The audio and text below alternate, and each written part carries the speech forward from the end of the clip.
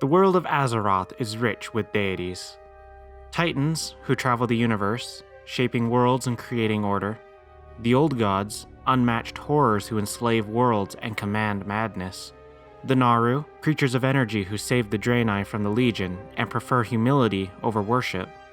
Elune, the goddess of the moon and at the head of Night Elven worship. Among these stands a large pantheon of beings worshipped by many of Azeroth's native races. Demigods of nature, the wild gods guard the world of Azeroth, having wandered the wilds for many millennia.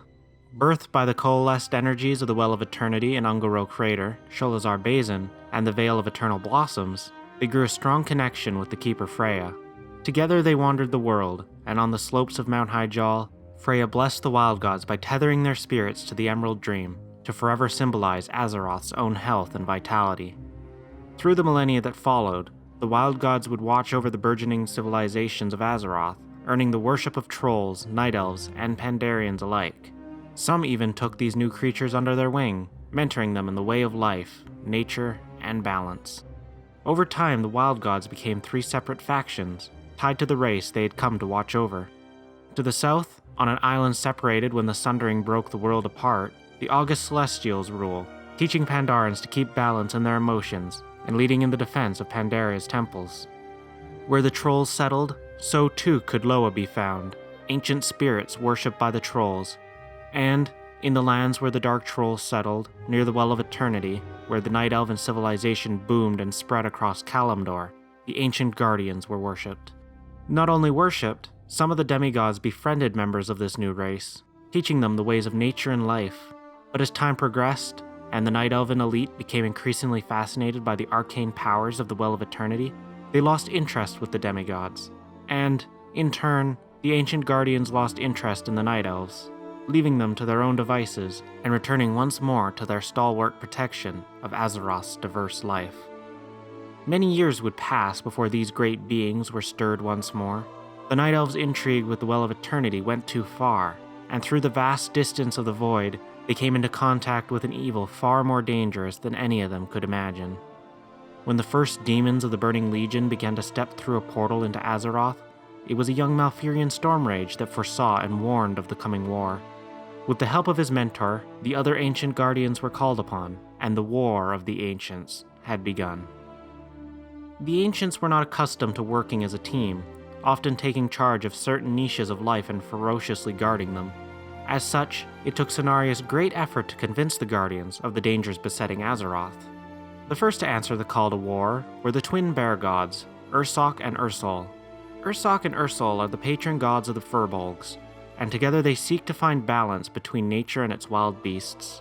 Ursoc, who lived in the lands that would become Grizzly Hills with his brother, was given the claws of Ursoc by the Titanic Watcher Freya. These he used during the War of the Ancients, slaying countless Doomguard, until the Bear Brothers eventually fell to an overwhelming assault from Fellstalkers. Later, Ursoc would be resurrected by the Furbolgs that worshipped him, using the magics of Vordrasil. Corrupted as Vordrasil was, Ursoc inevitably fell to the madness of Yogg-Saron, and it took skilled heroes to cleanse him of his taint. To this day, Ursoc's renewed spirit lives on in the Emerald Dream, with his brother Ursol, where they combat the Emerald Nightmare, the forces of which seek the claws of Ursoc for themselves, as well as the corruption of the bear god's spirits. Aviana, demigoddess of the creatures of the air, and matron of the Mother Tree, Ganir, also joined the war. Ganir exists apart from the mortal world, in the same manner as the Emerald Dream, and it was Ganir that would eventually produce the acorn that grew the Night Elves' sacred world tree, Nordrasil. Aviana, too, was eventually shot down and killed by the unending tide of demons, but not before she had slaughtered many of the foes. When Aviana died, so too did the Mother Tree, leaving Aviana's spirit to float endlessly in the Emerald Dream. But an end did come. When the cataclysm struck Azeroth 10,000 years later, Ragnaros arose and marched upon Mount Hyjal, where Nordrasil stands. Heroes were called to the aid of Malfurion, and through their effort, Aviana was rescued to help contend with the Fire Lord and his elementals.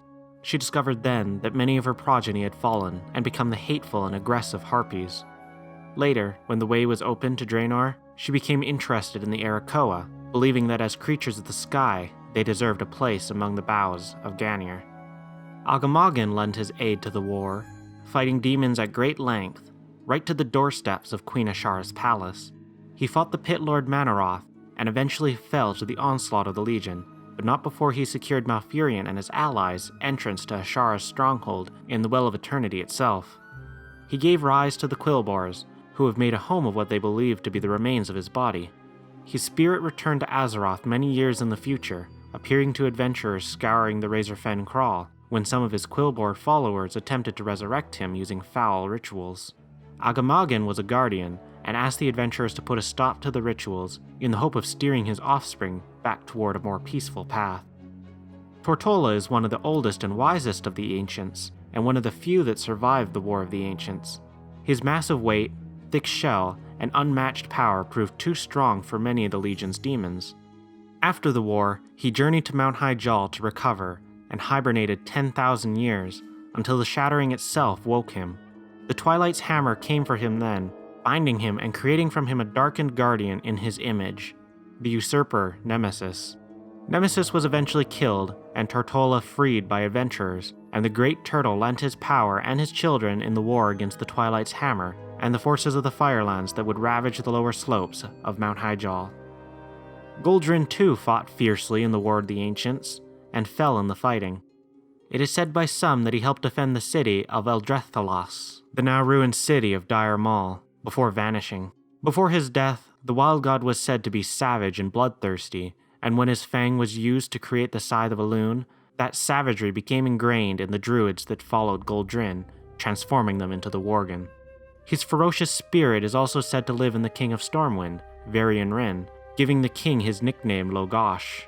When Mount Hyjal became threatened by the Twilight's hammer and Ragnaros's fire elementals, adventurers found Goldrinn's shrine overrun by corrupted Worgen. The dark ancient Lycanthoth is summoned to the shrine, a twisted version of Goldrinn's spirit. The dark ancient is slain, and Goldrinn appears to help in the battles raging across Mount Hyjal's summit. Malor was among the oldest of the ancients, and highly worshipped among both Night Elves and the Tauren.